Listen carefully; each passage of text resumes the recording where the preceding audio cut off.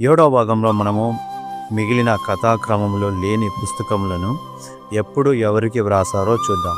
చెరకు ముందు 2వ రాజులు 13వ అధ్యాయం నుంచి 14 మధ్యలో యోనా, ఆమోసు, హోషేయ ప్రవచించారు.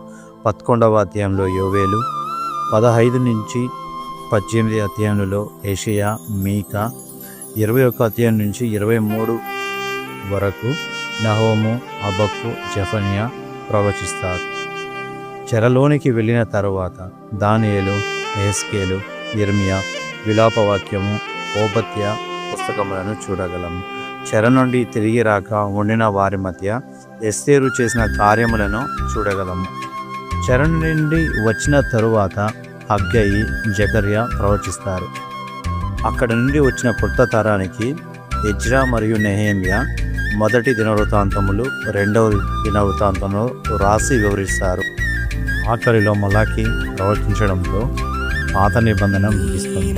ఈ వీడియో మీకు ఇష్టమైనట్లయితే లైక్ చేసి షేర్ చేయండి.